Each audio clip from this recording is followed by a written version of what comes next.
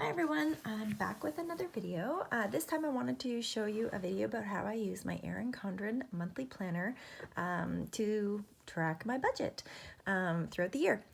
So I had first bought a Erin Condren last year deluxe monthly planner. They just did a little name change, and I had found that to be very effective. I started a little bit late. I bought it in February, and started using it to track my spending and to also track some savings. And I was really happy with how much I was able to save last year, how I paid so much attention to what I was spending my money on and tracking that I thought I wanted to continue it for this year. Now I do have a Erin Condren Life Planner, this one here, which I had shown in another video. I had tried using that to track financial things, but I just found there wasn't enough space to really devote the necessary energy and detail in order to track all my spending. So I wanted to get something dedicated just for this. I swore I would never have millions of planners, but look at me, I've got 3 actually, because I also found the monthly planner to be so handy that I bought one for tracking all my work things as well. And I found it to be a very effective tool for that as well. But today I'll show you how I set it up for my budgeting purposes. So just to get started, if I can turn the page. So this here shows the layout that the year at a glance, and I use the Erin Condren colored stickers to track my paydays, government benefits, property tax, house, car insurance, and then some one-offs like CAA and Disney Plus. You'll note here that I don't have utilities marked down. My husband takes care of that. He doesn't want me having to, track all of his spending, so we keep things fairly separate, but that's why you won't see this. So if you set yours up in a similar way, I'm sure it's much more busy and much more colorful with bringing the utilities into play. On this page here, I've used the Erin Condren monthly sticker package to highlight the months, and you can set this up in different ways. Last year, I didn't set it up just like this. It was still on a monthly basis, but I had used the months to show what I was able to put into each of my different savings vehicles and to kind of track, the running balance, if you will, of that. I decided to do something different because I felt that was kind of repetitive. So this year, what I'm trying is tracking all of my ins and outs on a monthly basis and being able to see where things stand at the end of each month. So I think that'll be less repetitious, and you'll see on the next page, this is where I'm going to be tracking all of my savings throughout the year. So as the months go on, I can put down, where I'm at in each of the different categories that I have here in terms of getting close to my annual goal. So that's how I'm going to use, track my savings this year. I did also buy this dashboard from Erin Condren to track monthly bills. As I mentioned, my husband takes care of all of the utilities while I take care of a lot of the savings stuff, spending on food, kids, home, all that kind of jazz. That's just how we split things up. But what I'm going to do is when those utilities come in, I am going to track the amount that are coming in because sometimes I think he's late in paying them, so this will also be helpful for me to kind of flag in my calendar what days to nag him to pay certain bills to make sure those are done, but also just I'll keep track of the values so that if there's a month that looks completely out of whack, at least we can keep tabs on that and contact the company if necessary. Now on the back of the dashboard, it does have the savings tracker. I don't know how I'm going to feel about this dashboard. I'm not going to use the dry erase. I'm just going to use a Sharpie that I can take off with a wipe because I don't really like dry erase markers. I find they spread everywhere. And personally for this savings, I don't have like a million savings categories. And I just felt this wasn't big enough for me to actually use. And I think I'm going to like using this layout later, but who knows? We'll see at the end of the year, what works. So I do have all of the months set out. I look back at my year at a glance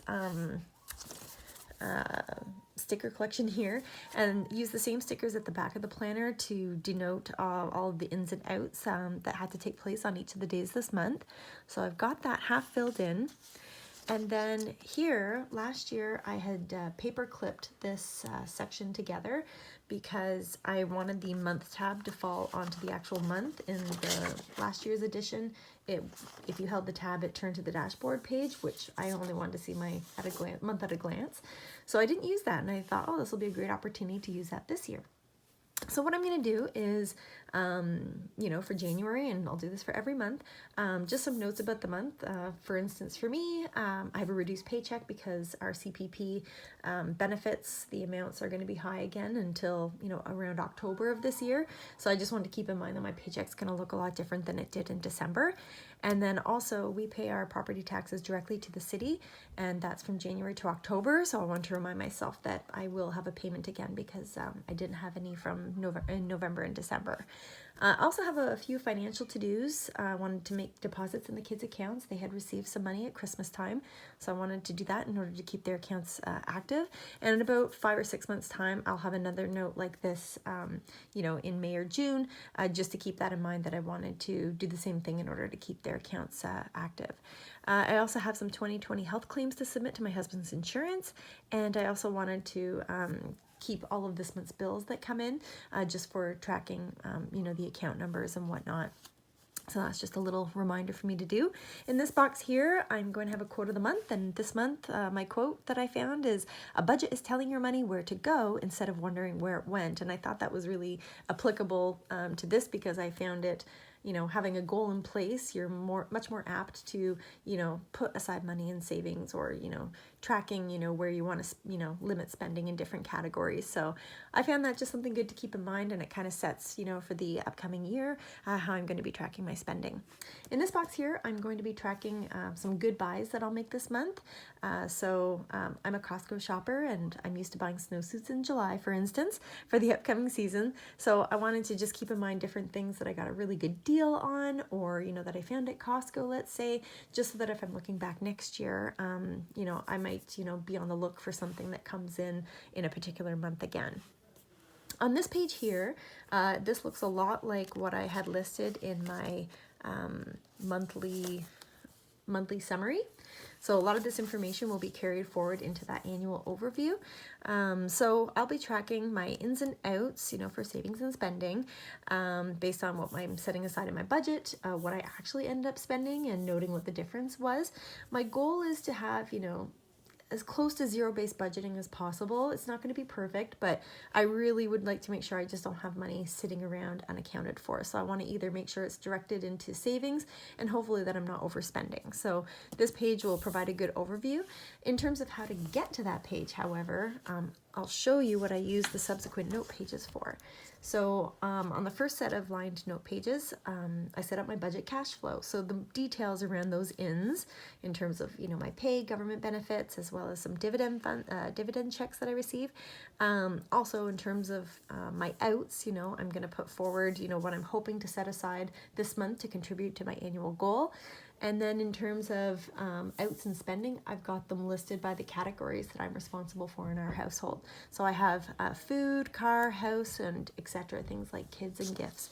So again, I've got budgeted amounts.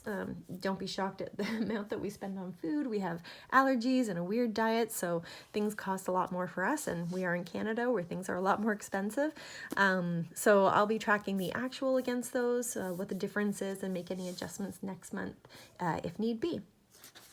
So in terms of how I get to these values, I then use the next set of notes pages to track all of those items for each of the categories, and I write down every single thing that I spend, and then I total that up at the end of the month, and, you know, write it down here. I'll do the same thing for my ins and my savings, and then that's what I'll be using to carry forward to my January summary that I can see at the end of the month, which I will then carry forward to my year at a glance. And then from month to month, I'll be able to track, you know, how I'm doing, and obviously make course corrections as necessary. And in the very end, I'm hoping that I will be successful in terms of meeting my savings goals.